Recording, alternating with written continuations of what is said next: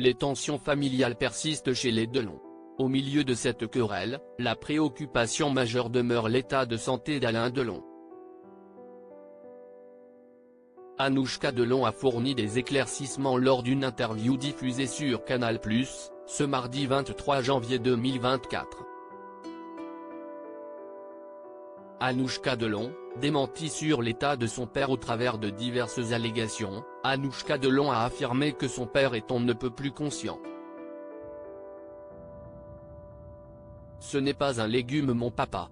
Je suis désolé d'utiliser ce terme mais il regarde la télé, il lit les journaux, il voit tout, s'est-elle exclamé. Ces déclarations sont émises alors même que bon nombre d'éléments d'information attestent depuis l'an dernier d'un état général préoccupant de ce monument du cinéma français. Lors des interrogations menées courant 2023 par les gendarmes sur l'affaire de la supposée dame de compagnie, Hiromir Olin, mais aussi au travers des observations de son médecin, certains ont évoqué un Alain Delon affaibli qui ne tient plus debout tout seul, qui a des problèmes de diction.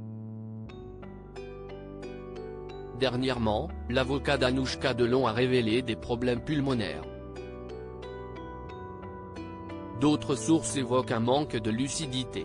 Au-delà des conflits, les souffrances, l'unique fille de l'acteur s'est longuement livrée sur le plateau de Click. Face à Mouloud Achour, Anouchka Delon a ouvertement révélé ses sentiments concernant la surmédiatisation accablante de la situation de la famille Delon.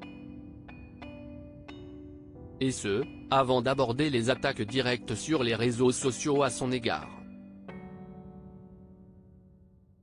Surtout, Anouchka Delon a révélé que la vie publique déchirante de son père l'attriste profondément.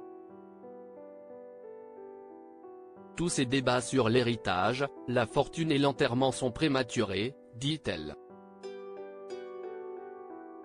La fille d'Alain Delon continue à dépeindre un homme conscient de ses échecs familiaux et affecté par leur exposition médiatique violente. Ce qui est, selon elle, loin de l'image d'une personne décédée que certains médias suggèrent. Et de confier, avec la vie qu'il a eue, il ne mérite pas d'être affiché comme ça. On a déjà l'impression qu'il est mort, c'est ça qui m'attriste. On parle d'héritage, d'argent, de fortune, d'où il veut être enterré.